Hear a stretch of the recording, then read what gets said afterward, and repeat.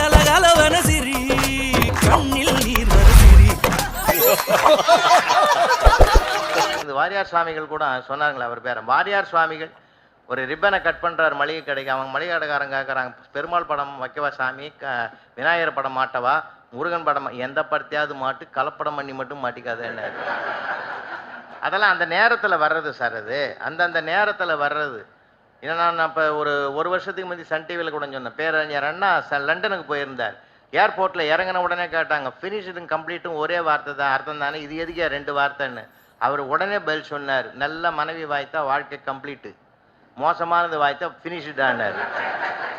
ரெண்டுத்துக்கு டிஃப்ரெண்ட் பண்ணார் பார்த்தீங்களா. அந்த ஒரு ஞானம், இதுக்கு பேர் தாங்க ஞானம்னு பேர். இது யாருக்கு வரும் தெரியுங்களா? அந்த ஞானம், பிரசன்ஸ் ஆஃப் மைண்ட், சமயோசித ஞானம் யாருக்கு தெரியுமா வரும்? யாருடைய மனம் சஞ்சலப்படாமல் இருக்கிறதோ அவர்களிடத்தில் தான் அந்த ஞானம் உதயமாகும். உண்மைங்களா இல்லைங்களா? என் மனசு உணர்ச்சி வசப்பட்டாலோ, சபலப்பட்டாலோ, வேகப்பட்டாலோ, விவேகத்தை மறந்தாலோ அது வாழ்க்கையில் வரவே வராது. சித்தரஞ்சன் தாஸ் பழைய பழம்பெரும் தேசபக்தர், உங்களுக்கு எல்லாருக்கும் தெரியும். வரலாற்றில் படிக்கக்கூடிய மிகப்பெரிய சரித்திர நாயகன். ட்ரெயினில் பயணம் பண்ணுறார் சார். உண்மை அவருடைய வாழ்க்கையில் நடந்தது. ட்ரெயினில் வரப்போனால் அவருடைய கம்பார்ட்மெண்ட்டில் அவர் மட்டும்தான் தனியாக உட்காந்துங்கிறார். அவர் மட்டும்தான் உட்காந்துங்கிறார். அடுத்த கம்பார்ட்மெண்ட்டில் அடுத்த ஸ்டேஷனில் ஒரு லேடி ஏறுறாங்க. ஏறி உட்காந்த லேடி ஒரு மாதிரியானது. பட்டுன்னு இவருடைய கையை பார்த்தது, கழுத்தை பார்த்தது, அந்த செயினையும் மோதிரத்தையும் பார்த்துட்டு இதை கைட்டு கொடு, இல்லைன்னாக்கா என்னுடைய ஜாக்கெட்டை நானே கிழிச்சிக்கிட்டு என்னை தப்பாக பார்க்க வந்தேன்னு சொல்லி போலீஸில் ரிப்போர்ட் பண்ண வேண்டியது. அந்த நேரத்தில் அவர் என்ன பண்ணுவார் பாவம், ஒரு செகண்டில் அப்படி மைண்ட் அப்படி யோசனை பண்ணார். அடுத்த செகண்டே மாறிக்கினார். என்னம்மா சொல்கிறேன்னா 2 காதையும் மடக்கினார். இந்த அம்மா மறுபடியும் சவுண்டாக கத்துச்சு, காது கேட்கலையான்னு. சவுண்டாக கத்தும் போதும் அவருக்கு புரியல. கேட்கலமான்னாரு. அட போயா, இவ்வளோ கத்துறேன் உனக்கு கேட்கலையா அப்படின்னு. அவர் என்ன பண்ணார் தெரியுமா? எழுதி கொடுன்னு கை செய்க காட்டினார். அந்த அம்மா எழுதி கொடுத்தது, மோதிரத்தையும் செயினையும் கைட்டு கொடுத்துரு, இல்லைன்னா என் ஜாக்கெட்டை நானே கிழிச்சிக்கிட்டு நான் உன்னை தப்பு பார்க்க வந்து தப்பான நோக்கத்தோட என்ன பார்த்தேன்னு செயினை பிடிச்சி இழுத்து உன்னை போலீஸில் கொடுத்துருவேன்னு எழுதி டீட்டெயிலாக கொடுத்தது. வாங்கிக்கினாரு. இவரே செயினை பிடிச்சி இழுத்து அடுத்த ஸ்டேஷனில் போலீஸில் ஒப்படைச்சிட்டு இவருக்கு போயிட்டு நிம்மதியாக போயிட்டார். இது அவருடைய லைஃப்பில் நடந்த நிகழ்ச்சி சார். நாம் எப்பொழுதுமே மனதை மட்டும் சரியாக வச்சுருக்கோம்னா பெரிய சண்டையை கூட ஒன்றுமே இல்லாத ஆக்கிடலாம். நீங்கள் மனசில் எதையாவது சிக்கலை வச்சுக்கிட்டீங்கன்னா இந்த சிக்கலோடு இன்னொரு சிக்கல் சேரும்போது தான் அங்கே பூகம்பம் ஆயிடும். உண்மையிலா இல்லைங்களா? அதுதானே வாழ்க்கையில். எதையுமே நம்ம ரசிப்பதற்கு தயாராகிடும். எதையுமே நம்ம வேதனையோடு தான் எடுத்துக்க வேண்டாம். வார்த்தைகள் அப்படி தான் சில நேரங்களில் வரும். நானே என் பையன் பொண்ணெல்லாம் உட்காந்து கேரம் போர்டு ஆடிங்கிறோம். உள்ள சமையல் அறையிலேருந்து வருது குரல், சமையல் ரெடி ஆகிடுத்து ஏந்து வாங்கடான்னா. எங்கள் வீட்டம்மாவே எனக்கே ஒரு மாதிரியாக இருந்தது, ஏந்து வாங்கடான்றாளேன்னு. என்னையுமான்னு, உனக்கு மட்டும் தனியாக சொல்லணுமான்னு. இதை நான் கேட்காமலே இருந்திருந்தா கௌரவம். சிலதை கேட்டால் தான் சார் நமக்கே புரியுது. அது கேட்காமலே இருந்திருக்கலாம். சிலதெல்லாம் கண்டும் காணாது இருந்துருங்க. இல்லை கண்டும் காணாமல் அப்படியே போயிட வேண்டியது தான். சரி ரைட்டு விடு, அன்னைக்கு எப்படி இருந்தது இன்னைக்கு எப்படி இருக்குது.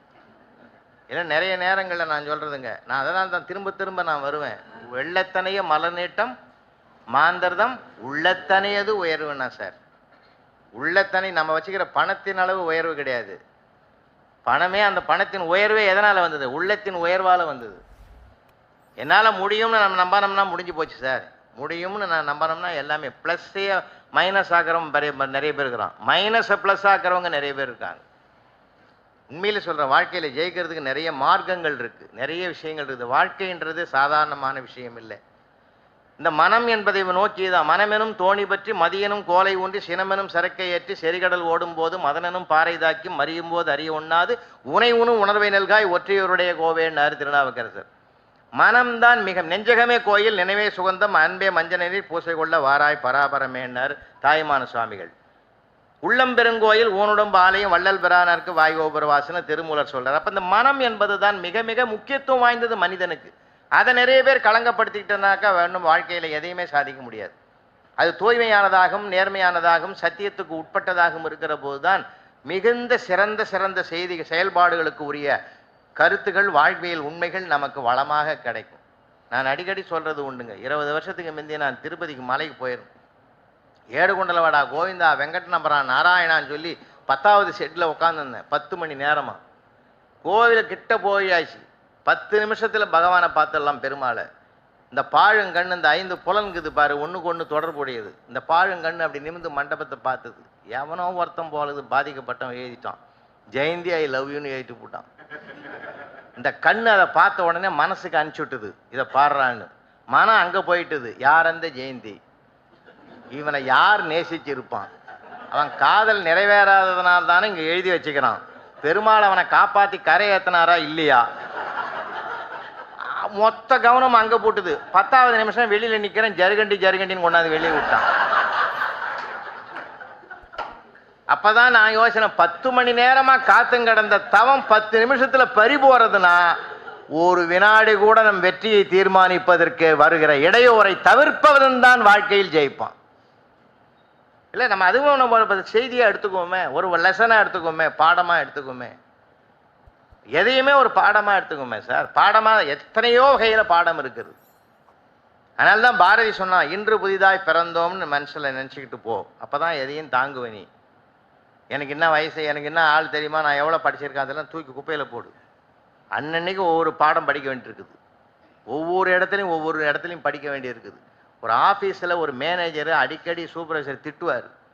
சூப்பர்வைசர் வருவார், வேகமாக திட்டின பிறகு அப்படியே வருவார், சீட்டில் உட்காருவார், டிராவை திறப்பார், ஒரு 5 நிமிஷம் பார்த்துட்டு மௌனமாக உட்காந்துட்டு அப்படியே போயிடுவார், சாந்தமாகிடுவார். மேனேஜருக்கே சந்தேகம் வந்துடுது, இந்த ஆளை கடுமையாக திட்டுறான், அப்பப்போ போகிறான், டிராவை திறக்கிறான், உத்து பார்க்குறான், வந்துடுறான், என்னதான் பண்ணுறான். ஒரு நாள் கேட்டே போட்டார், என்னதான் பண்ணுறான்னு சொல்லிட்டு எட்டி பார்த்தா ஒன்றும் இல்லை, அவர் ஒய்ஃபு படத்தை உள்ளே வச்சிருக்கான். அப்படி திறந்து பார்த்துட்டு அப்படியே பார்த்துட்டு ஒரு 5 நிமிஷம் பொறுமையாக இருந்துட்டு சாந்தமாகிடுவான். இது எப்படி உனக்கு சாத்தியமாகுது, அவ்வளவு ஈர்ப்பு சக்தி, அதெல்லாம் ஒன்றும் கிடையாது. உன்னை விட அந்த ஆள் மேலுன்னு நான் நினச்சிக்க. மொத்த சம்பளத்தை நீ வாங்குற, நீ திட்டுற அளவு கூட கொடுக்குற மனுஷன் திட்டல, உன்னை விட அந்த ஆள் மேலுன்னு நான் சமாதானம் ஆகிடுவேன் சார். நான் ஏன்னா சமாதானம் ஆயிடுறதுக்கு அவன் ஒரு மார்க்கம் கண்டுபிடிச்சிருக்கிறான். ஆளாளுக்கு ஒரு மார்க்கம்னு வைங்களேன். 15 வருஷமா திருமண தம்பதிகள் மணநாளை கொண்டாடுறாங்க. மணநாளை கொண்டாடுற போது ஒரு கப்பு நிறைய கேசரி கொண்டாந்து அந்த அம்மா கையில் கொடுக்குது. மணமளமனு 2 செகண்ட்ல சாப்பிட்டு உட்காந்துட்டான். அந்த அம்மாவுக்கு ரொம்ப வருத்தம், மண்ணாளி தின்ற மாதிரி தின்றடா மனுஷனா நீ, ஒரு கல்யாண நாளில் என்ன அருமையா இருக்குது, ருசியா இருக்குதுன்னு ஒரு பாராட்டு சொல்லக்கூடாதா, வர வார்த்தை சொல்லக்கூடாதா. நான் எந்த அபிப்பிராயமும் சொல்லாமலே இருக்கிறேன், என்ன அவ்வளோ கஷ்டம். அதெல்லாம் நான் அபிப்பிராயம் சொல்றது பார்த்துருக்கிறேன் என்னைக்காவது? 15 வருஷமா நிறுத்திட்டேன் அந்த அபிப்பிராயம் சொல்றது. என்ன இன்னும் அவ்வளோ கஷ்டம் உனக்கு? நான் 15 வருஷத்துக்கு முந்தைய உன்னை பொண்ணு பார்க்க வந்தேன்ல. ஆமாம், அதுக்கு என்ன வாய மூடு, சொல்கிறத கேளு. அன்னைக்கு நானும் எங்கள் அம்மா அப்பா உட்காந்து சோபாவில் உட்கார்ந்து இதே மாதிரி தான் கேசரி கொண்டாந்து உங்கள் கையில் கொடுத்தேன். வாங்கி கொடுத்துட்டு நீ உள்ளே போட்ட சாப்பிட்டுன்னு இருக்கும்போது எங்கள் அப்பா கேட்டார், எப்படிறான்னார். நல்லா இருக்குதுன்னு சொன்னேன். நான் சொன்னது கேசரிய, அந்த மனுஷன் உன்னை சொன்னார் நினைச்சு முடிவு பண்ணிட்டார். அன்னைக்கு வைராகியம் வச்ச இனி வாழ்நாள்ல அபிப்பிராயமே சொல்லக்கூடாதுரா, சொன்னா நீ மாட்டிக்குவ. அதனால நான் இன்னொருத்துல போய் மாட்டுறதுக்கு நான் தயாரா இல்லை. அவனுக்குள்ள அவ்வளோ ஒரு பெரிய சிக்கல் இருக்குதுன்னு அவனுக்கு அன்னைக்கு தான் வெளியிட்டான். எதையுமே மகிழ்ச்சியா எடுத்துங்க சார், கலகலப்பா எடுத்துங்க. அந்த அம்மாவே சிரிச்சுடுது. இந்த சமயத்தில் தாக்குதலுக்கு உரியவர்களே சில நேரங்கள் தங்களை மாத்திக்குவாங்க. அதை ஏன்? தாங்குகிற மனிதனுடைய மனோபாவத்தால். தாங்குதல் 2 இருக்குங்க. இன்னும் கூட சொல்றேங்க, வாழ்க்கையினுடைய உண்மையை ஒரு மகத்துவத்தை சொல்றேன். உயர்ந்த இடத்துல பாருங்க, வெண்மேகம் உயரமான ஃப்ளைட்ல போனவங்களுக்கு நல்லா தெரியும். கார் மேகம் கூட கீழே தான் இருக்கும், வெண்மேகம் மேலே தான் இருக்கும், ஃப்ளைட் மேலே இருக்கும். ஃப்ளைட்டு சில நேரங்கள் அதை ஊடுருவிட்டு போகும். அப்போ அந்த வெண்மேகம் ஒருபோதும் கீழே இறங்குறதுக்கு வாய்ப்பே இல்லை, கார் மேகம் தான் கீழே இறங்கும். இறங்கி வருகிற கார்மேகம்தான் பூமியை செழிக்க வைக்கிறது, பூக்க வைக்கிறது என்றால், கணவன் மனைவி இருவருள் யார் கார்மேகமாக மாறுகிறார்களோ அப்பொழுதுதான் அந்த வீடே பூத்து குலுங்குகிற மகிழ்ச்சிக்குரியதாக மாறுவதற்குரிய அம்சம் அங்கே கிடைக்கும்னா, நாம நம்ம கார்மேகமாக மாத்திக்கிறதுக்கு தயாரா இருப்போமே. ஏன்னா அவங்கள மாத்துறது கொஞ்சம் கஷ்டம், நம்ம மாறிக்கலாம் இல்ல. உண்மையில சொல்றேங்க, ஒருத்தரை இறங்கி வந்தாதான் அங்க ஏற்றமே. வீடுன்னா சாதாரண நினைக்காதீங்க. வெளி உலகத்துல கடுமையா போட்டி போடுங்க, ஏன்னா போட்டி உலகம், ஜெயிச்சே ஆகணும். கடுமையான உழைப்பை முன்னிறுத்துங்க, கடுமையான ஒரு செயல்பாடுகளை வைங்க. ஆனா வீட்டுக்குள்ள தோற்பதற்கு தயாராகிற மனிதன் தான் வெற்றியாளனாக தீர்மானிக்கப்படுவான். அது யார்? அந்தம்மா தோற்கணும்னு நினைக்க வேண்டாம், நாமே தோற்றுருவோமே.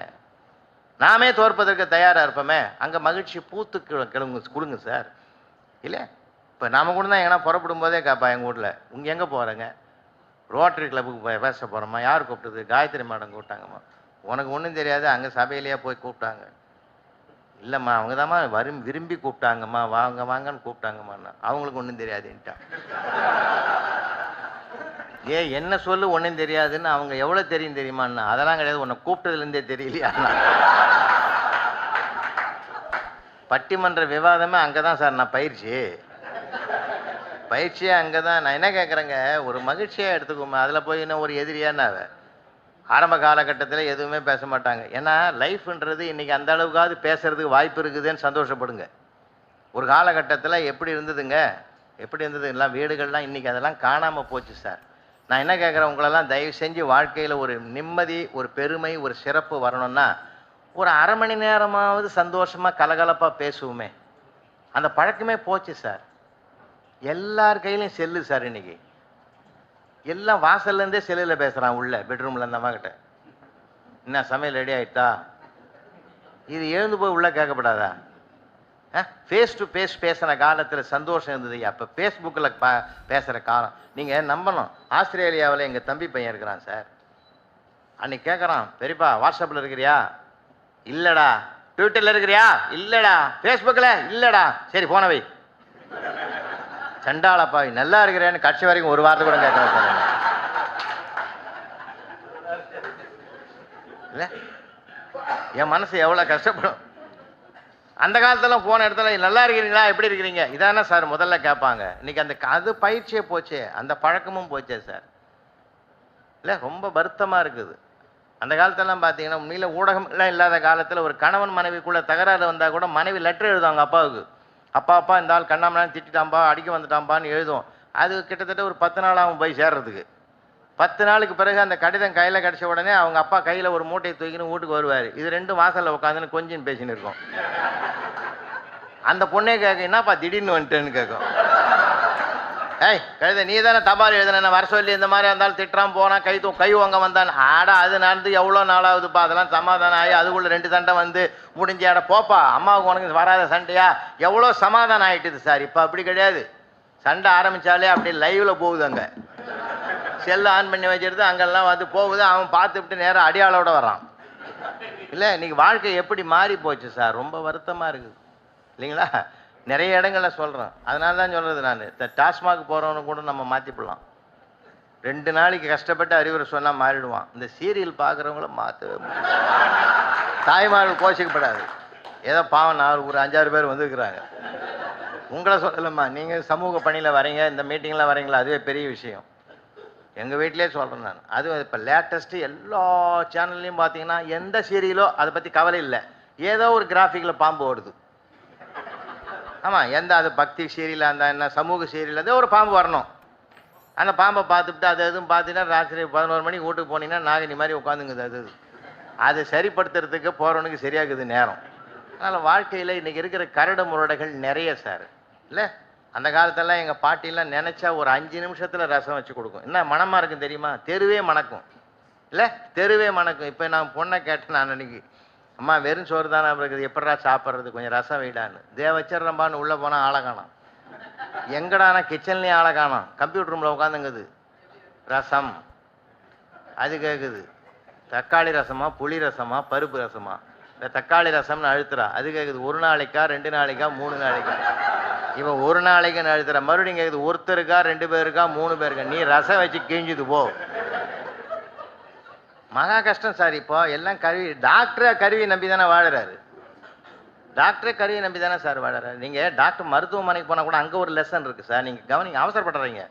நான் எத்தனாவது டோக்கன் தெரியுமா, அதெல்லாம் டோக்கனாவது அதை உட்காருங்க கொஞ்சம் நேரம். அங்கே இருக்கிற வர்ற பேஷண்ட்டை கவனிங்க. ஆளாளுக்கு எப்படி இருக்கிறான்னு பாருங்களேன். அதுலேயே நமக்கு நோய் பாதி போயிடும். நிஜமாக சொல்கிறேன். அவன் அடிக்கிற கமெண்ட்ஸில் நமக்கு போயிடும், நோய் பாதி போயிடும் சார். அவன் என்ன அழகாக பேசுவான் தெரியுமா? அன்றைக்கி ஒரு அம்மா வந்து சுகர், கடும் சுகர். அது டாக்டர் சொன்னார், அம்மா காலையில் ஒரு மாத்திரை, மத்தியானம் ஒரு மாத்திரை, சாத்திரிக்கு ஒரு மாத்திரை, சாவர வரைக்கும் போடணுமா? டாக்டர் பயந்துட்டார். இல்லைம்மா வாழற வரைக்கும் போட்டுத்தாரு. என்ன அருமையான வார்த்தை. ரெண்டும் ஒன்று தான். அவர் சொல்கிறது ஒன்று தான், அவன் அந்த அம்மா சொல்கிறது ஒன்று தான். ஆனால் அதையே எப்படி என்ன அழகாக பவ்யமாக சொல்கிறார் பார்த்தீங்கன்னா, வாழற வரைக்கும் போடுமா. அதான் பாசிட்டிவ். அதுதான் அந்த உடன்பாடு. நமக்கு அந்த வார்த்தைகள் எனக்கு நிறைய பலம் கொடுக்கும் சார். அது அதுவே போச்சு. இன்னைக்கு யாருக்கிட்ட எப்படி பேசுறது ஒரு மண்ணும் தெரியல.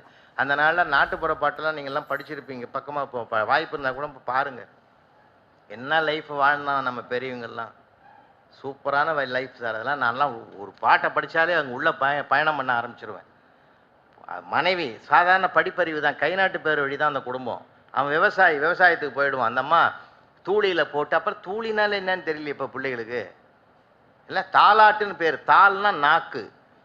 நாக்கை அசைத்து பாடுவதனால் அதுக்கு தாலாட்டுன்னு பேர். தாலாட்டில் எத்தனை சரித்திரத்தை சொல்லி கொடுத்தான். இப்போ எல்லாமே காணாமல் போச்சு சார். அப்படி இந்த தூளியில் போட்டுட்டு அந்த அம்மா பாடுது. அத்தை அடித்தாலோ அரளிப்பூ செண்டாலே, மாமன் அடித்தானோ மல்லிகைப்பூ செண்டாலே, ஆறடித்தார் சொல்லி எழு என்கண்ணே ஆறடித்தார் சொல்லி எழு. அதுக்கு என்ன தெரியும் 6 மாதத்து குழந்தைக்கு? அது என்னமோ சொல்கிற மாதிரி சொல்கிறது. இவ ஒரு நாடகமாக நடத்துவா. நம்மால் விவசாயி வெளியிலேருந்து வர்றான், வா பிள்ளை போய் மோர் எடுத்துட்டு வா, உள்ள அவளை அனுப்பிட்டு இவன் பாடுறான் அந்த பாட்டை வாசலில் வரும்போதே கேட்டுட்டு. அத்தை அடிக்கவில்லை ஐவர்களும் தீண்டவில்லை, தானே அழுவுறாண்டி ஒரு தம்பி துணை ஓணுமுன்னு.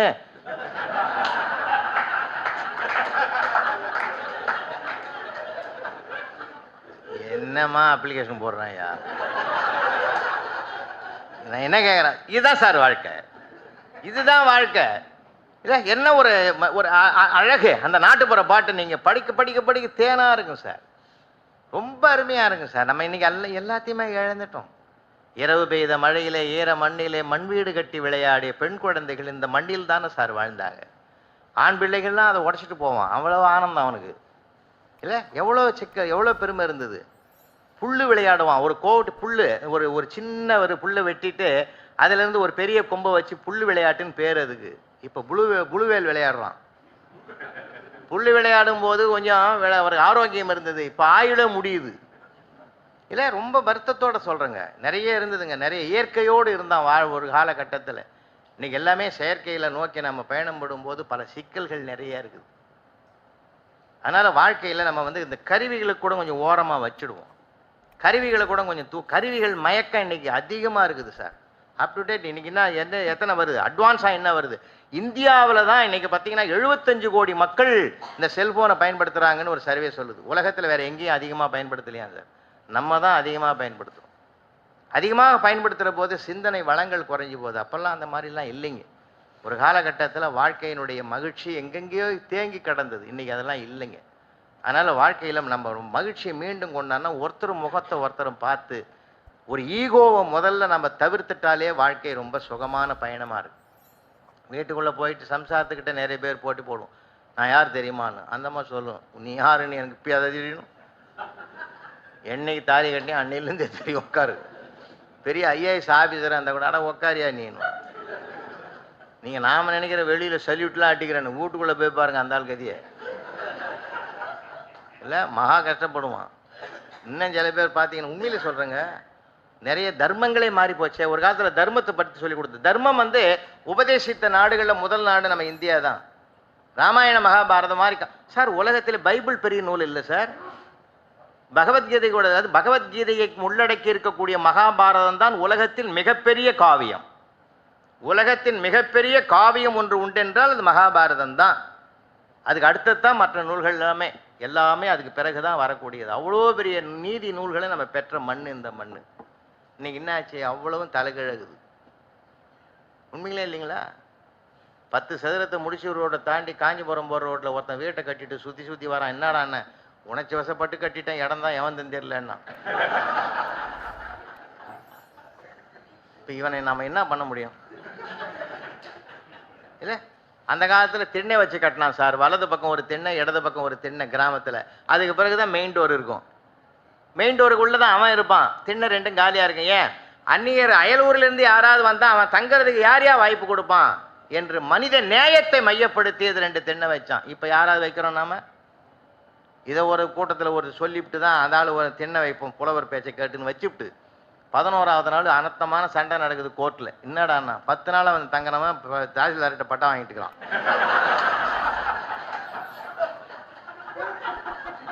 நாளுக்கு 4 என் இடம்னு வாங்கிட்டுக்கிறான். அவன் இந்த ஆள் பேச்சை கேட்டு நான் படுற பாடு எனக்கு தான்.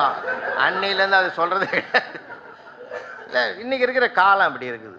ஏன்னா சில நேரங்களில் நம்ம அப்படி தான் வம்புக்கு போயிடுது. அது அது மாதிரி தான் சொன்னேன், கணவன் மனைவி ஒருத்தர் பாராட்டிங்கய்யான்னு. அதில் ஒருத்தர் கேட்டுட்டு கட்சியில் கூட்டம்லாம் முடிஞ்சு வந்து நிஜமன் தான் புலவரை பாராட்டணும். நான் இது வரைக்கும் என் சம்சாரத்தை பாராட்டினதே கிடையாது. ஏன்னா நான் எதையுமே சந்தோஷமாக எடுத்துங்கன்னு சொல்லியிருக்கிறேன் அவனுக்கு இந்த கூட்டத்திலேயே. ஒன்றும் இல்லைடா, என்னையே உதாரணமாக சொன்னேன். நான் ஒரு நாள் ஸ்கூட்டரில் வந்து வாசலில் நிற்கிறேன். என் வீட்டம்மாவை கூப்பிட்டம்மா டிஃபன் ரெடியாக இருக்குதா, பாரதி வித்யாபவனில் பேச போகிறேன்னு. ஐயோ ஒன்றுமே பண்ணலையேன்னா. சரி நான் வழியிலேயே சரவண பவனில் ஹோட்டலில் சாப்பிட்டுக்கிறேன்னு. ப்ளீஸ் வந்து உள்ளே உக்காரியா, 10 மினிட்ஸ் சரியா, அதுக்கு போய் பதறேன்னா. ஏதோ பண்ண போகிறாளாங்க, ரவையை போட்டு உப்புமா பண்ண 10 நிமிஷம் ட்ரிம்மாக ட்ரெஸ் பண்ணிக்கின்னு நானும் ஹோட்டல் சாப்பிட்டு ரொம்ப நாளாக வா போகலான்னா. இதை நான் பெருமையாக எடுத்துக்கணுன்டான்னு இந்த மேட்டர்லாம் சொல்லிட்டேன்னா அவன் என்ன பண்ணியிருக்கிறான், இதே மாதிரி நாமளும் பாராட்டணும் வீட்டில், எதுவாக இருந்தாலும் பரவாயில்லை, அது ஒரு நல்லதாக தான் தெரியுதுன்னு அவன் போய் சோபாவில் உட்காந்துக்கிறான். அந்த வீட்டு மறுநாள் இந்த வேலைக்காரன் பெருக்கின்னு வந்துக்குது. அதையே ஊற்று பார்த்துட்டுக்கிறான். அவன் சம்சாரத்துக்கு கோபம் வந்து போய் என்னையா அப்படி ஒரு பார்வை பார்க்குறேன். அடே பைத்தியக்காரி, நேற்று அந்த ஆள் போய் கூட்டத்தில் கூட கேட்டேன் பாராட்டுன்னு சொன்னார். அந்த கலரில் நீ புடவை கட்டி நீ வந்தீங்கன்னா எவ்வளோ அழகாக இருக்குன்னு நான் யோசனை பண்ணிங்கிறேன். உண்மை தெரியாமல் பேசுறியான்னா அந்த அம்மா பத்திரகாளியாக மாறிட்டுது. ஏன் நல்லது தானே நல்லதா சொன்னேன். 3 வருஷமாக கட்டியிருந்து நேத்தாண்டா அந்த புடவை அந்த பொம்பளை கொடுத்தேன். ஒரு நாள் கூடமா உங்கள்ல நான் படலைன்னா. இவ்வளோ சிக்கல் இருக்குன்னு அவனுக்கு தெரியாது. அவன் அங்கேருந்து வந்தான், என்கிட்ட வந்தான், சண்டாளப்பாய் ஓம் பேச்சை கேட்டு நான் போய் பாராட்ட போய் இந்த மாதிரி ஆகி போச்சு. அப்புறம் நான் அவனை சமாதானப்படுத்தினேன். அது கூடப்பா உன் மேலே ஒன்றும் தப்பு இல்லை, புடவையிலையா இருக்குது அழகு, அது கட்டுற ஆளை பொறுத்தாங்குது, அதனால நீ அதுக்காக வருத்தப்படாது விடுப்பா அப்படின்னு. சமீபத்தில் ஒரு 6 மாதத்துக்கு முந்தி பாண்டிச்சேரி கூட போயிருந்த போது ஒரு மேடையில் உட்காந்து பேசிக்கிட்டு இருக்கேன். அங்கே வச்ச மானிட்டரில் ஒன்று வேலை செய்யலை. இந்த மைக் செட்டுக்கார்ட்ட சொன்னேன், தம்பி இந்த மானிட்டர் சரியாக வேலை செய்யலைன்னா. மானிட்டர் நல்ல பிராண்டு தானே, அது கூடமா வேலை செய்யலைன்னா. நான் சொன்ன மானிட்டர் வேற, அவன் சொல்கிற மானிட்டர் வேறன்றது எனக்கு அப்புறம் தான் தெரியும். அது பாண்டிச்சேரியில் அது ஒரு பிராண்டுன்றது அப்புறம் தான் தெரியும் எனக்கு. இல்லைங்களா, சிலதெல்லாம் நமக்கு புரியாது இல்லை. அதில் எப்பயுமே வாழ்க்கையில் வந்து எதையுமே நம்ம எளிமையாக எடுத்துக்கிட்டோம்னா அந்த ரசனை, உண்மையிலேயே மகிழ்ச்சி என்பது வெளியில் கிடையாது, பார்க்கிற பொருளில் கிடையாது, பார்க்கிற அழகில் கிடையாது, எடுத்துக்கிற மனோபாவத்தை பொறுத்தது தான் அது மகிழ்ச்சி இருக்கிறது. ஒரு பூவை பார்க்குற ஒரு கலைஞன் கூட அழகாக இருக்கிறதே என்று சொன்னால் அவன் கலைஞன் என்று சொல்லலாம். அந்த பூவை கொண்டு போய் சாமி படத்தில் வைத்தால் அழகாக இருக்குமே நினைச்சான்னா அவனை பக்தன்னு சொல்லலாம். இந்த பூவிலேயே கடவுள் சிரிக்கிறானே என்று நினைத்தால் அவனை ஞானியாக பார்க்கலாம். என்றால் பூ ஒன்றுதான், பார்க்கிற மனிதனுடைய பார்வை மனோபாவம் தான் மாறுபட்டும் வேறுபட்டும் கிடக்கிறது. என்றால் இந்த பிரபஞ்சம் கூட அப்படித்தான். அதை மகிழ்ச்சியாக எடுத்துக்கொள்கிற மனோபாவம் உண்டு, துன்பமாக பார்க்கிற மனோபாவமும் உண்டு. அதனால நான் கூட 36 ஆண்டுகள் ஆசிரியராக இருந்தவன். மேதக அப்துல் கலாம் ஐயா அவர்களோடு 2 நாட்கள் 2006ஆம் ஆண்டு செப்டம்பர் மாதம் 4ஆம் தேதியும் 5ஆம் தேதியும் ஐயா அவர்களோடு ராஷ்டிரபதி பவனில் இருந்தவன். உண்மையிலேயே அவரை போல ஒரு வியப்புக்குரிய இன்னொரு இந்திய தேசத்தின் இன்னொரு மகாத்மா என்றே அவரை சொல்லலாம். அவரிடத்தில் கற்றுக்கொள்ள வேண்டிய வாழ்க்கை பாடங்கள் ஏராளம் ஏராளம். அது மாதிரி ஒரு மனிதரில் புனிதரை பார்க்க முடியாது. அந்த மாமனிதரோடு 2 நாட்கள் அங்கே ராஷ்டிரபதி பவனில் தங்கியிருந்தது என்னுடைய வாழ்நாளில் மறக்க முடியாத நாட்கள். அப்படிப்பட்ட பெருமைக்குரியவர் எப்படி வாழ்க்கையில் அணுகணும்னு சொல்லி கொடுத்தவர். அதாவது அரசியலாக இருந்தாலும் சரி, இது ஆன்மீகமாக இருந்தாலும் சரி, இல்லறத்தானாக இருந்தாலும் சரி, துறவரத்தாராக இருந்தாலும் சரி, வாழ்க்கை எப்படி அணுகுமுறையில் தான் அந்த வாழ்க்கையின் வெற்றியே இருக்கிறது. ஏன்னா இதை ஒரு காலகட்டத்தில் நம்முடைய கிராமங்களில் சொல்லி கொடுத்தாங்க, வீடுகளில் அம்மா அப்பா சொல்லி கொடுத்த ஒரு வாழ்க்கை முறை இருந்தது. இப்போ அப்படி இல்லை. எதையாவது நம்ம ஒன்று சொன்னால் கூட பையன் அது சிலபஸில் இல்லைங்கிறான். ஏன்னா அவனுக்கு வந்து இப்போ மார்க்கை நோக்கிய பயணத்தில் இருக்கிறான், மதிப்பை நோக்கிய பயணத்தில் நாம் இன்னும் அவனை திசை மாற்றவில்லை. வருத்தத்தோடு சொல்கிறேன். நான் டெக்ஸ்ட் புக் ஆத்தராக இருந்தவன். தமிழ் 7ஆம் வகுப்பு தமிழ், 8ஆம் வகுப்பு தமிழ் பாடப்புத்தகத்தை சென்ற 5 ஆண்டுகளுக்கு முந்தைய நான் தான் தயார் பண்ணது. கடுமையான போராட்டத்தில் அந்த புத்தகத்தை உருவாக்கி தந்தேன். ஏன்னா இன்றைக்கி அவனுக்கு தேவையில்லாத செய்திகளை நம்ம போட்டு அவனை திணிக்கிறோம். 1ஆம் பானிபட்டு யுத்தத்தை பற்றி அவனுக்கு என்னத்துக்கு கவலை? அது என்றைக்கு முடிஞ்சு போன ஒன்று. 2ஆம் உலகப் போர் ஏன் நடந்தது அதை பற்றி அவனுக்கு என்ன கவலை? தேவையில்லாததை போட்டு அவனுக்கு திணிக்கிறோம். இப்போது சர்வப்பள்ளி டாக்டர் ராதாகிருஷ்ணன் அவர்கள் ரஷ்யாவுக்கு போயிருந்த காலத்தில் 5ஆம் வகுப்பு படிக்கிற பையனை பார்த்து ஒரு கேள்வி கேட்டார். ஒரு ஆப்பிள் 1 ரூபிலுக்கு வாங்கி அதே ஆப்பிள் 2 ரூபிலுக்கு விற்றா என்ன கிடைக்கும்னா 6 மாதம் ஜெயில் கிடைக்கும்னா. மிரண்டு போனார். என்னப்பா சொல்கிறேன்னார். அதிக லாபத்துக்கு விற்றா எங்களுக்கு ஜெயில் தண்டனை தான் கிடைக்கும். இந்த நாட்டு சட்டம். நான் 5ஆம் கிளாஸ் படிக்கிற போதே அந்த நாட்டினுடைய சட்டத்தை அறிந்து வைத்திருக்கிறான் என்றால் பிற்காலத்தில் அந்த நாட்டு பற்றோடு எப்படி இருப்பான்? இன்னைக்கு நம்ம ஊரில் அப்படி இருக்குங்களா? 1 லிட்டர் பாலில் 1/2 லிட்டர் தண்ணி கலந்தா எவ்வளோன்னு நம்மளே கணக்கு கேட்குறோம். அவன் எதை கற்றுக்கிறான்? இன்னும் சொல்ல போனால் 7 8 போகமாடா, போகவே போகாது. பக்கத்தில் ஒன்று கடை வாங்கு. 12th வரைக்கும் இதை தான் சொல்லி கொடுக்குறோம். அதுக்கு பிறகு அவனாக தற்பூர்த்தி ஆன பிற்பாடு கடை வாங்கிடுறான். ஏன்டா கொடுக்கலன்னா ஒரு நாளாவது வாங்கினதை திருப்பி கொடுக்குற மாதிரி நீ கணக்கு சொல்லி கொடுத்தியான்னு கேட்குறான். இப்போ அவன் கேட்குறதுல நியாயம்தானுங்களே, நியாயம்தானே கேட்குறான். அதனால் நம்முடைய பார்வை மனோபாவங்கள் மாறுபட்டு இருக்கிறது. அதை நம்ம என்ன பண்ணணும், ஒரு காலகட்டத்தில் வீட்டில் சொல்லி கொடுத்தாங்க. அம்மா அப்பா எப்படி லைஃப்பில் எப்படி இருக்கணும்லாம் சொல்லி கொடுத்தாங்க. நான்லாம் என்னுடைய தாயை, பெற்ற தாயை மறக்க முடியாது. ஏன்னா முதல் ஆசிரியை அவள் தான். பிரபஞ்சத்தினுடைய முதல் ஆசிரியை. மாபெரும் சக்தி என்று சொன்னால் ஒவ்வொரு சக்தியினுடைய வடிவமாக இருப்பது தான் பெண்மை. அதில் தாய்மை என்பது தான் மிகப்பெரிய வலிமை உடையது. என்னாலாம் பார்த்தீங்கன்னா சின்ன பிள்ளையா இருக்கும்போது ஆஃப்டர் போட்டுக்கிட்டு அப்படி இப்படின்னு சுற்றுவேன். எங்கள் அப்பா விவசாயி வெளியிலேருந்து வர்றாருன்னா அப்பான்னு ஓடும்போதே பின்னாடி ரிவர்ஸில் பிடிச்சி இழுப்பாங்க. என்னடா பார்க்காத அப்புறம் பார்த்துட்டு அப்படி போய் உக்காரு, அந்த ஆளே கடுப்பில் வரான், நீ போய் உக்காரு அப்படின்னு சொல்லி எங்கள் அப்பாவை கூப்பிட்டு ஸ்டூலில் உட்கார வச்சு ஒரு டம்ளர் தண்ணியை கொடுத்து அது 10 நிமிஷம் பிறகு ஒரு காப்பியை கொடுத்து விசிறி எடுத்து அந்த விசிறி ஒரு 1/2 மணி நேரத்துக்கு பிறகு போடா இப்போ அவர் 6ல் வந்துடுத்தாரு. வரும்போதே சொல்லுவாங்க அதுவே 5ல் வருது, ஏன்டா கெட்ட போகிறேன்னுவாங்க. அப்புறம் 6ல் வந்துடுதுன்னுவாங்க. 1 மாதம் இதை கேட்டுக்கிட்டு ஒரு நாள் கேட்டேன், நம்ம வரும்போது 5ன்ற அப்புறம் 6ன்ற 1/2 மணி நேரம் பொறுத்துனேன். உள்ளா மனுஷனுக்கு 6 அறிவு. அந்த ஆள் வெளியில் போனாலே ஒன்று குறைஞ்சி தான் வீட்டுக்கு வருவான். அப்போ போய் நீ அப்பான்னாக்கா அந்த ஆள் குதறிடுவான், இருக்கிற கோபத்தில் ஓ மேலே காட்டிடுவான். அதனால் 6க்கு வர்றதுக்கு தாண்டா நான் தண்ணியை கொடுத்து காப்பியை கொடுத்து ஸ்டடி பண்ணி அதை ஒரு ஆளாக தயார் பண்ணி 6க்கு கொண்டாந்த பிறகு நீ போய் அப்பான்னா என்னடான்னு கேட்பாரு. இந்த தேவ ரகசியம் அந்த தெய்வத்தை விட வேற உலகத்தில் யாருக்குமே தெரியாது. இதெல்லாம் உண்மையிலே சொல்கிறேன். அந்த தாயினுடைய மனோபாவம் கட்டின மனைவிக்கு தெரிஞ்ச சண்டையே வராது சார். உள்ளே நுழையும் போதே வந்துட்டியா அப்படின்னாலே அவனுக்கு கோபம் வந்துடும் இல்லைங்களா? இன்றைக்கி அந்த நமக்கு அந்த வாழ்வியல் நெறிமுறைகளே போச்சுங்க.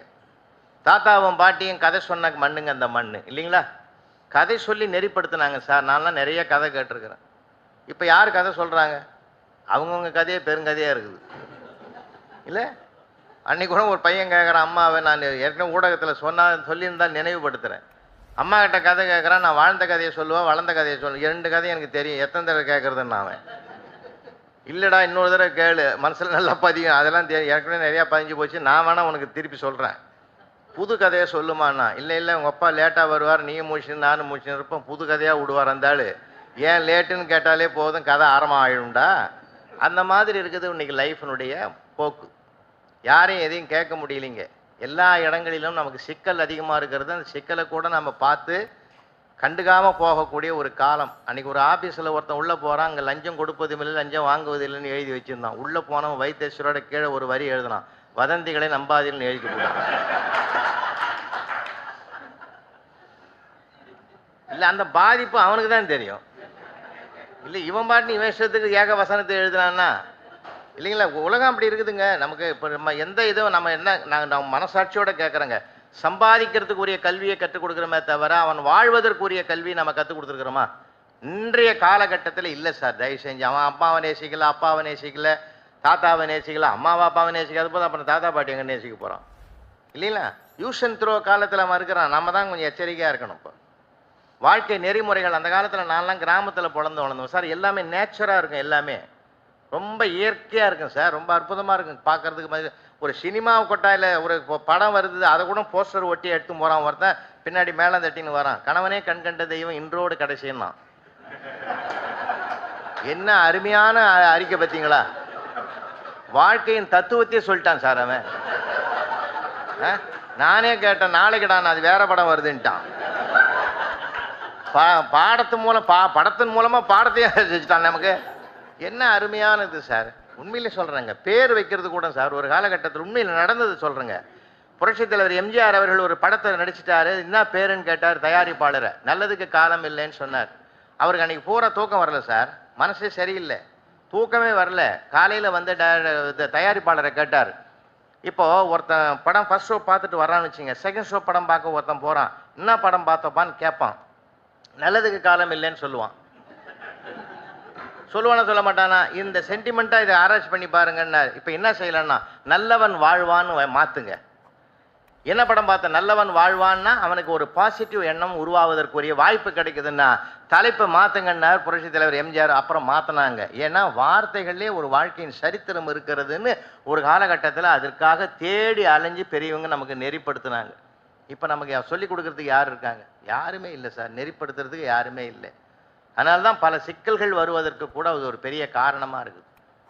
எல்லா இடங்களிலுமே, எல்லா இடத்துலையுமே அப்படி இருக்கு சார். இலக்கிய செல்வர் குமரி ஆனந்தன் நானெல்லாம் ஒரு கூட்டத்தில் கலந்துக்கிட்டோம் சார். பசுமையான நினைவுகள் அது. பேசுறது எப்படின்றதுக்காக அது தெரிஞ்சாலே போதுங்க. மனிதனுக்கு தானே பேசுறதுக்கு கலையை கொடுத்துருக்காங்க கடவுள். ₹1,00,000 போட்டு நாய் வாங்கினா கூட பேசுமா? அது பேசுறதுக்கு வாய்ப்பே இல்லை. அதுக்காக எவ்வளோ பேர் கொஞ்சம் அன்னைக்கு போனால் அண்ணா நகரில் ஒரு நண்பரை பார்க்கலான்னு போனேன். ஒரு நல்ல மனிதர் மடியில் நாயை உட்கார வச்சுன்னு என் ஜிம்மி, என் பட்டு, என் செல்லம் ஆத்தரன்றார். ஏதோ ஒரு உடம்பு செல்ல பொழுது டானிக்கு ஊற்றுறதுக்கு. அது வாயே திறக்கலை. அந்த ஆள் டென்ஷன் ஆகி தூக்கி போட்டு உடச்சிட்டான். அப்போ அது இறங்கி போய் எப்படி சாப்பிடணுமோ அப்படி சாப்பிட்டு போட்டுது. ஏன்னா நான் என்ன கேட்குறேன், நீ இயற்கையான ஒரு குணத்தை மாற்ற முடியுமா? அது என்ன சொன்னால் கேட்குமா? அது இப்படி தான் செய்யணும்னா அதுக்கு என்ன இயல்பா அதுபடி போகணும். முதல்ல அது திறந்து ஊற்றிருந்தான்னா அது பாட்டு நான் சாப்பிட்டு போயிருக்கு. அதுக்கு ஒரு போராட்டத்தை வச்சு இல்லை, தலைகீழ் விகிதங்கள். இயற்கையானது மனிதனுக்கு கொடுத்துருக்கிற கொடை சார். தயவுசெய்து சொல்கிறேன், உண்மையிலே சொல்கிறேன்.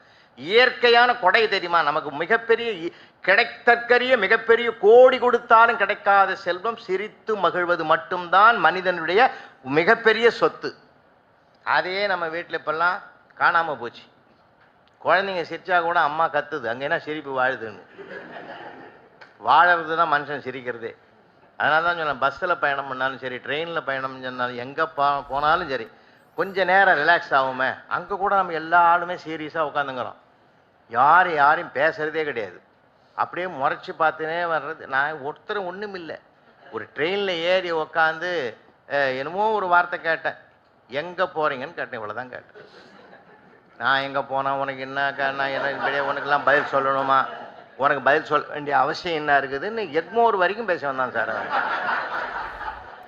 நான் கேட்டது ஒரு சின்ன கேள்வி தான், எங்கப்பா போகிறேன்னு கேட்டேன். இது தப்பா இல்லை? ஒரு வேடிக்கையான உலகமாக இருக்குது சார். அதுக்காக தான் சொல்கிறேன். நான்லாம் 36 ஆண்டுகள் ஆசிரியர் சொன்னேன் இல்லையா?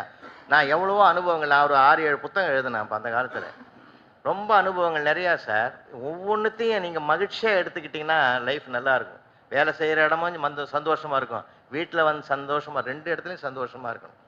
அதனுடைய ரகசியங்களை பிறகு சொல்கிறேன். 2 இடமும் நம்ம பேலன்ஸ் பண்ணி வைக்கணும். அப்போ தான் லைஃப் நல்லா இருக்கும். ஒன்றுங்க, வெளியில் இருக்கிற டென்ஷனை கொண்டு போய் வீட்டில் காட்டக்கூடாது, வீட்டில் இருக்கிற டென்ஷனை கொண்டு போய் வெளியில் காட்டக்கூடாது. அதை அங்கங்கே வச்சிடணும். அதுக்கு தான் வாசப்படின்னு ஒன்று வச்சுக்கிறேன்னா அதோடு வச்சுக்கணும், கதவை சாத்திடணும். அதுக்கு பிறகு இங்கே வரணும். நான்லாம் எவ்வளோ கஷ்டப்பட்டுருக்கேன் தெரியுமா? என் ஃப்ரெண்டுங்கிட்டே நிறைய பேருங்க. ஒரு ஆள் மேரேஜ் டே சார், அன்றைக்கி கல்யாண நாளுக்கு என்னை கூப்பிட்றான், கெஞ்சிறான், இன்றைக்கி வந்து சாப்பிட்டே தீரணும்னு. அப்போ எங்கள் வீட்டில் எல்லாம் நான் அன்மேரிட். நான் உண்மையாக அன்மேரிடு. டோக்கன் எடுத்தேன் சங்கர் கபையில் சாப்பிட்றதுக்கு. மத்தியானம் டோக்கன் எடுத்து வந்து எங்கள் வாட்ச்மேன் கிட்ட கொடுத்து சாப்பாடு எடுத்துனோடான்னு ஏற்பாடு பண்ணி அனுப்புகிறேன். என் கையை பிடிச்சிக்கினார். அதெல்லாம் வேணாம்பா, அந்த டோக்கன்லாம் கொடு, நான் ஐயாவை கூட்டி போகிறேன், சாரை கூட்டி போகிறேன் வீட்டுக்கு. என்னப்பா இவ்வளோ தொந்தரவு பண்ணுறேன்? இல்லை, எனக்கு கல்யாண நாள், ஒரு ஏழைக்கு சோறு போகிறத பிரார்த்தனை எனக்கு சார். சத்தியமாக நடந்தது சார். எனக்கு ஒரு சந்தோஷம், ஏழைன்னு சொன்னானே பிச்சைக்காரன் சொல்லாத. அதில் ஒரு பெரிய கிரேட் இல்லையா அந்த வார்த்தையில்? இது மோசமான வார்த்தை, அதை விட கொஞ்சம் தாண்டனது ஒரு நல்ல வார்த்தை நினச்சி மனசில். அப்புறம் போய் சாப்பிட்டு வந்தேன்னு அது வேறு விஷயம். ஏன்னா சில அறியாமையினால் வரக்கூடியது சார். அறியாமையினால் வரக்கூடிய நிறைய ஸ்டூடெண்ட்ஸை என்னமா வேடிக்கை காமெடி பண்ணுவோம் தெரியுமா எங்களுக்கு? சார் ஒரு பையன் ரெகுலராக வரமாட்டான் சார். நான் ஹெட் மாஸ்டர் கிட்ட சொன்னேன், பர்சென்ட்டாக இருக்கிறேன் சார். அவர் சொன்னார் 10 நாள் அவன் வரலன்னா பேர் எடுத்துருன்னார். இதை யாரோ போய் சொல்லிட்டுக்கிறான் சார் அவங்ககிட்ட. 9 நாள் வரமாட்டான், 10ஆவது நாள் வந்துடுவான் சார். வருஷம் பூரா அப்படிதான் சார் வந்தான். அவனை எடுக்கவே முடியல என்னால். பேரே எடுக்க முடியல சார். அவனை கடைசி வரைக்கும் போனான். யாரோ போய் இவனுக்கு மேட்ரு விஷயத்தை விலைக்கு சொல்லிட்டான். என்ன பண்ணுவீங்க நீங்கள்? அதாவது அவன் எவ்வளோ எச்சரிக்கையாக இருக்கான் பாருங்க. ஆனால் வாழ்க்கையில் நிறைய ரொம்ப நிறைய சார், நான் 4வது நூல்களை கூட அது கூட குறிப்பிட்டிருக்கிறேன். சில இடத்துல அது கற்பனையாக இருக்கிறதா நினைக்கிறீங்க, உண்மையான சம்பவங்கள் நிறையா இருக்குது. நிறைய விஷயங்கள் அவன் ஆன்சர் எழுதுறதெல்லாம் நான் அனுபவித்து படிச்சிருக்கிறேன். இன்னும் கூட இங்கே தயவு செஞ்சு வாசிக்கிறதுல உணர்ச்சி வசப்படக்கூடாது. ஏன்னா உணர்ச்சி வசப்பட்டால் உண்மை தெரிவதற்கு வாய்ப்பு கிடைக்காது. நம்ம படிக்கிறோமே, இலக்கியங்கள் படிக்கிறோமே, எதுக்காக படிக்கிறோம்? மனசை நிறைவுபடுறதுக்கு மட்டும் இல்லை, வாழ்வியலுடைய உண்மைகளை தெரிந்து கொண்டு வா அவனை என்று சொல்வதற்கு பதிலாக பாண்டியன் என்ன பண்ணிட்டான்? கொன்றுவான்னு அதே நாக்கால பிறழ்ந்து சொன்னான். காரணம் என்ன? உணர்ச்சி வசப்பட்டான். கொண்டு வா அப்படின்றதுக்கு கொன்றுவா என்பதற்கு எவ்வளவு வேறுபாடு இருக்குது. கொண்டுவான்னா அவன் உயிரோட வந்திருப்பான், கொன்றுவான்னா முடிஞ்சு போச்சு கதை. அப்ப அவன் தவறழிப்பதற்கு, அவன் நான் பிறழ்வதற்கு காரணம் அவன் உணர்ச்சி வசப்பட்டது தான். உணர்ச்சி வசப்படக்கூடாது வாழ்க்கையில். ஜனவரி மாதம் 10ஆம் தேதி லீவ் லெட்டர் கொடுக்குறான், பாட்டி செத்துட்டாங்கன்னு இருக்குது. பிப்ரவரி அது போடா, சொந்த பாட்டி போலது போடான்னு. பிப்ரவரி மாதம் 10ஆம் தேதி லீவ் லெட்டர் கொடுக்குறான், பிரித்து பார்க்குறேன், அது தூரத்து பாட்டி சொந்த பாட்டின்னு நானா முடிவு பண்ணின்னு போடான்னு. மார்ச் மாதம் 10ஆம் தேதி அதே மேட்டரை எழுதிக்கிறான், பாட்டி செத்துட்டாங்கன்னு. கோவம் வருமா வராதா? என்னை பற்றி உனக்கு தெரியாது என்ன? அவன் இதே சொன்னான் சார், அவன் எங்கள் தாத்தாவை பற்றி உனக்கு தெரியாதுன்னு.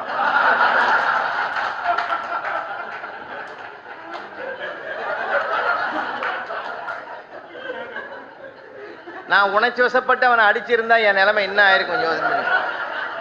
பாவம், ஒரு பரிதாபமான பிள்ளைய நான் பாதகம் பண்ணிருக்கிறேன் ஆகிடுவேன். அப்புறம் தான் அவனை தனியாக கூட்டு விசாரிச்சேன். மூணு ஒரே ஊராடா, தனித்தனி ஊராடான்னு. அதுலேருந்து அவன் என் ஃப்ரெண்ட் ஆகிட்டான். ஐயா, அதனால வாழ்க்கையில் எதுக்குமே உணர்ச்சி வசப்படக்கூடாதுன்ற. நான் உணர்ச்சி வசப்படவே வேண்டாம் சார். அதாவது பதறாத காரியம் சிதறாதுன்னு சொன்னான் பொன்மொழி கிராமத்தில். பதறிய காரியம் சிதறும்னா. டென்ஷன், யாரை பார்த்தாலும் டென்ஷன். அது இது இப்போ மலிஞ்சு போச்சுங்க.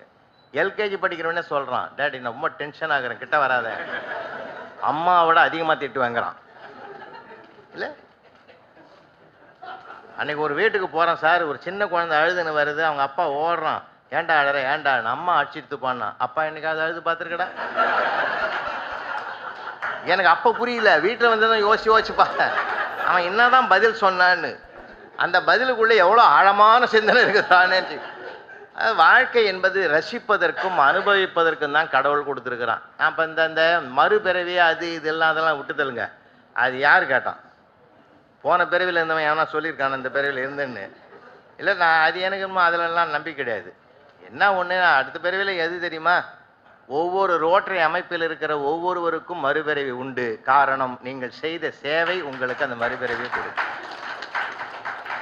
நம்முடைய பெயரை இன்னொருத்தன் சொல்றான்னா அதான் மறுபிறவி.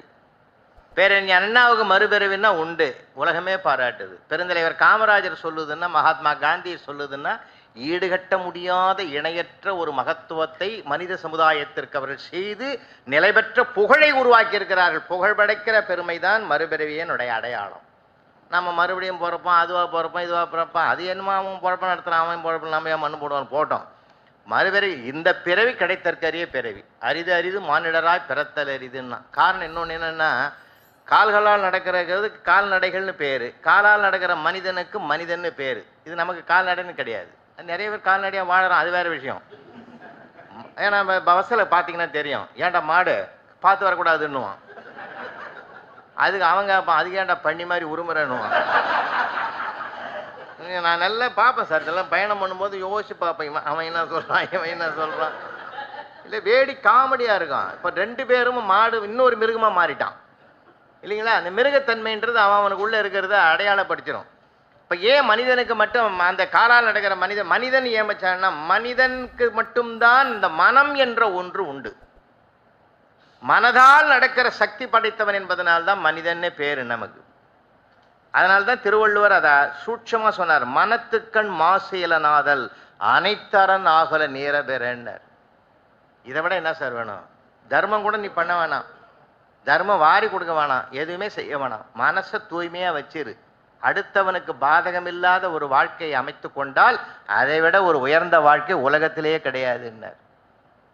நான் நிறைய இடங்களை பார்ப்பேன், டாக்டர் வீட்டுக்கெல்லாம் போனேன்னா அங்கேயும் நிறைய வாழ்க்கையில் நீதி கிடைக்கும் சார். எங்கே வேணாலும் கிடைக்கும் சார், எங்கேயுமே கிடைக்கும்.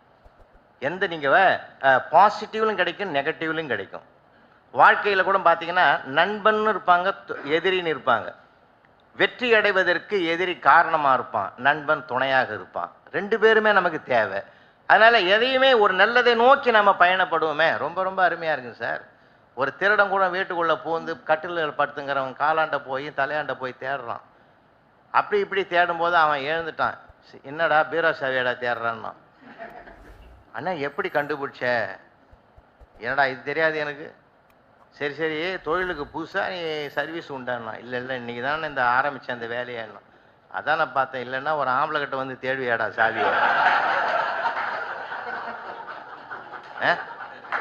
பைத்தியக்காரா, அதை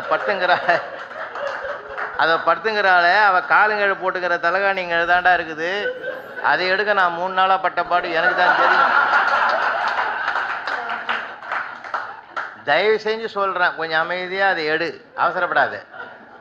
எது வந்தாலும் நான் விட்டு பார்த்துங்கிறேன், நீ கவலைப்படாது. மொல்லமாக எடுத்துறேன்னா எடுத்து அந்த பீரோவை தர பிள்ளைங்க பார்த்த மாதிரி 300 ரூபாய் வச்சுக்கிறா. அதை எடுக்கிறதுக்கு நான் முடியலடா. ஏதோ எடுத்துக்கோ, கஷ்டப்பட்டவன் 200 வச்சுக்கோ, எனக்கு ஒரு 100 ரூபா கொடுத்து. அவன் போய் பீரோவை திறந்து கஷ்டப்பட்டு எடுத்துவிட்டு போகும்போது அவன் அழறான். நான் வெளியில் கஷ்டப்படுறேன், நீ வீட்டுக்குள்ளேயே கஷ்டப்படுற. நான் இல்லாத கஷ்டப்படுறேன், நீ வச்சிருந்தே கஷ்டப்படுற. ஆட போடா, நான் இன்னொரு வீட்டில் கூட எடுத்துக்குவேன், ஒன்னால் அது முடியாது, இந்த 300 நீயே வச்சுக்கான்ட்டு.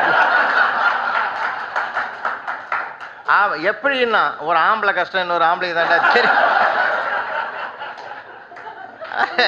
வாழ்க்கையில் சார் எதுலையுமே ஒரு நீதி இருக்கு. நீங்கள் அது வேணான்னு பார்க்காதீங்க, அது தேவையில்லைன்னு பார்க்காதீங்க சார். எல்லாத்துலேயும் ஒரு நீதி இருக்குது. மிருகங்களை சுற்றி நம்ம சுற்றி இருக்கிற படைப்புகள் அத்தனையில் இருக்குது சார். நீங்கள் படைப்பிலே பாருங்களேன், என்ன அழகு. சிங்கம், வலிமையான மிருகங்கள்லாம் காட்டுக்குள்ளே இருக்குது இல்லையா? வலிமையான மிருகங்கள் அனைத்தும் காட்டுக்குள்ளே இருக்குது. மென்மையான மிருகங்கள்லாம் நாட்டுக்குள்ளே இருக்குது. பூனை, நம்ம பசுமாடு, மாடுகள், மாட்டு வகைகள், இதெல்லாம் நமக்கு, ஆடு, இதெல்லாம் நம்ம கூட இருக்குது இல்லையா? ஆனால் மென்மையான மிருகங்கள் நம்ம கூட இருக்குது, வன்மையான எல்லாம் காட்டுக்குள்ளே இருக்குது. அதை பார்த்தாலே தெரிஞ்சுக்கலாம் எது வன்மையானது, இதனால் ஆபத்துன்னு. ஆனால் மனிதனுக்குள்ள அந்த மாதிரி மிருகத்தனங்கள் புகுந்து இன்னைக்கு அதாவது சிங்கம் அடையாளம் தெரியுது, அதாவது புலின்னு அடையாளம் தெரியுது. நம்ம கூட இருக்கிறவனே யார் புலி யார் சிங்கம்னு தெரியாமலே இருக்கிறோம் சில இடங்கள்ல. இல்லை, ரொம்ப வருத்தத்தோடு சொல்கிறேன். நீங்கள் ஒரு காலகட்டத்தில் சொல்லுவாங்க, அது இன்றைக்கி அதிகமாக போச்சு. ஒருத்தன் பட்டதாரி பாவம் பிஏ முடிச்சுட்டு எங்கெங்கேயோ போய் தேடிக்கிறான், வேலை கிடைக்காத போய் கடைசியில் ஒரு சர்க்கஸ் கம்பெனி வாசலில் போர்டு மாட்டிக்கிறான், இங்கே வந்து நடிப்பதற்குரிய வேலை இருக்குது, 4000 ரூபா சம்பளம்னு. அதை பார்த்துட்டு உள்ளே போய் ஓனர்கிட்ட கேட்டான், என்ன நடிக்கணும்னு. ஒரு குரங்கு வேஷம் குறையுது, ட்ரெஸ்ஸு தர நடிப்பியான்னா. அதை என்ன பெரிய பிரமாதம், பிய கூட்டு நடிச்சு காட்டுறான்னா. அப்படி தாவனா இப்படி தாவனா, அப்படி ஓடி இப்படி ஓடி கடைசியில் சிங்கத்துக்கு கொண்டு உள்ளே ஊந்துட்டான். அட 4000 ரூபாய் சம்பளத்துக்கு ஆசைப்பட்டு உயிரே போக போகுதுன்னு நடுங்க நம்பாரு. சிங்கம் நிமிந்துது, தம்பி நீ பிஏவான்னு. அண்ணேண்ணா, டேய் நான் எம்ஏ படிச்சதுனால சிங்க வேஷம் கொடுத்தான், நீ பிஏ படிச்சதுனால உனக்கு கரடி இது குரங்கு வேஷம் கொடுத்துக்கிறான், கவலையே படாத. அதை கரடி இல்லாங்குது பாரு, அதெல்லாம் +2 ஃபெயிலு, 10th கீழே இருக்கிறதெல்லாம் நரிங்க. அதனால் இங்கே இருக்கிறது பூராவே நாம தான்டா, பயப்படாதேன்னா. அதனால் ஒரு காலகட்டத்தில் அந்த மாதிரிலாம் எதையுமே நான் என்ன கேட்குறேன், எதுவும் வீணாக படைக்கப்பட்டது இல்லை. ஒரு பூனையை கூட பாருங்கள், இன்னும் கூட பாருங்களேன், நம்ம சுற்றி இருக்கிற நாய், அதனால தான் நாயினம் கடையன்னு நாங்கள் ஆழ்வார்கள் சொன்னாங்களா இல்லைங்களா? 4000 திவ்ய பிரபந்தம் பார்த்தவங்களுக்கு தெரியும். பெரிய புராணத்தை தேவாரம் திருவாசகம் படித்து பார்த்தீங்கன்னா தெரியும், நாயினம் கடையேன், நாயினம் கடையேன் எல்லாமே ஆழ்வார்கள் நாயன்மார்கள் எல்லாம் சொன்னாங்க. நான் ரொம்ப நேரம் ஆராய்ச்சி பண்ணேன், ஏன் இந்த மாதிரி இவங்க பேசுகிறாங்க, இவ்வளோ பெரிய உயர்ந்தவர்கள், எவ்வளோ பெரிய சாதனை படைத்தவர்கள், ஏன் அதை நம்ம தங்களை நாயோடு ஒப்பிட்டுக்கணும்? ரொம்ப ஆராய்ச்சி பண்ணி பார்ப்பேன். நாய் கூட ஒரு பார்த்தீங்கன்னா ஒரு இப்போ உயர்ந்த குணம் இருக்குது சார். நீங்கள் நான் கிராமத்தில் பிறந்து வளர்ந்ததுனால சொல்கிறேன், ஒரு நாய் கூட இன்னொரு தெருவுக்கு உள்ளே நுழைய முடியாது சார், விசா இல்லாமல் பாஸ்போர்ட் இல்லாமல். நீங்கள் நல்லா கவனிங்களேன், ஒரு நாய் அப்படி நுழைஞ்சதுன்னு வச்சிங்களேன், முதல் 3 நாய் படுத்துருக்காங்க அந்த தெருவில். முதல் நாய் அப்படி லேசாக தலை தூக்கும், நடு நாய் தான் எழுந்து நிற்கும், 3வது கோடியில் இருக்கிறது ஃபோர்ஸாக வரும். ஏன், நமக்கு 2 பேர் சப்போர்ட் இருக்கிறாங்கன்னு 3 சேர்ந்து நம்ம தெருவுக்கு முனைக்கு வந்த நாயை கொண்டு போய் திருப்பி ரிவேர்ஸில் கொண்டு போய் அந்த தெருவில் என்ட்ரன்ஸில் விட்டுட்டு திரும்பிடும். இதுங்களும் அத்துமாரி உள்ளே போகாது. ஆனால் கார்பரேஷன் லாரியில் லைசன்ஸ் இல்லைன்னு 100 நாயை பிடிச்சி போட்டு போனாலும் ஒன்று குறைக்கவே குறைக்காது சார், முறைக்கும். ஏன் தெரியுமா, அன்னைக்கு நான் உன் தெருவுக்கு வந்தனே, ஏன் விட்டையா, எண்ணத்தை வாரி கட்டிக்கணும். எந்த பள்ளத்தில் கொண்டு போய் நம்மளை சாய்க்க போகிறானோ, மரணத்தின் தருவாயில் கூட அவர்களுக்கு ஒற்றுமையாக வாழவில்லையே என்ற வருத்தம் வருகிறது. ஆனால் மானுடத்துக்கு கடைசி வரைக்கும் அந்த எண்ணம் தான். எங்கள் ஐயா சிற்சபேசன் தான் சொல்லுவார், 92 வயசில் ஒருத்தன் மரணத்தில் கிடக்கிற போது அவர் விஜயாச்சாரம் காரைக்குடியில், உன் ஆசை கடைசி ஆசை என்ன சொல்லுன்னு, ஒத்தையாசாவை பயமாகுதுன்னு இருக்கான். இந்த மனோபாவம் இன்னைக்கு மாறலன்னா மனித தன்மை போயிடுது இல்லைங்களா? மனிதனுக்குன்ற ஒரு மனித தன்மை இருக்கணும். அந்த தன்மை தான் நமக்கு வாழ்க்கையில் மிகப்பெரிய வெற்றியை தேடித்தார். அதுதான் இந்த வார்த்தைகள் பாலம். அந்த காலத்தில் நான் மேடை உலகத்தில் பவனை வருகிற போது நிறைய பேர்கிட்ட நான் கற்றுக்கிட்ட பாடங்க. குமரியானந்தம் அப்படி வர்றாரு, இலக்கிய செல்வர் குமரியானந்தம் பேசுறதுக்கு வர்றார். வாக்கிச கலாநிதி கிவா ஜெகநாதன் அவர் பேரை கூப்பிடுறாரு. நான் அந்த பட்டிமன்றத்தில் 3வது பேச்சாளர் உட்காந்துங்கிறேன். அப்படி வரும்போதே கை பட்டு பொத்தா இருந்து கீழே வந்து போச்சு. அவருக்கு ஒரு மனசு கஷ்டமாக போய் முதல் யாராவது பின் கொடுங்கன்னார். கீவாஜா சொன்னார், குமரியானந்தன் பின் வாங்கலாமான்னார். அவரு பாருங்க எவ்வளோ மகா கெட்டிக்காரன். கீவாஜா அவர்கள் ஊக்குவித்தால் நான் ஏன் பின்வாங்குகிறேன்னு. என்ன அழகு சார் இது, என்ன அழகான வார்த்தை. ஒருத்தருக்கு ஒருத்தர் எவ்வளோ மகிழ்ச்சி அடைய வச்சாங்க.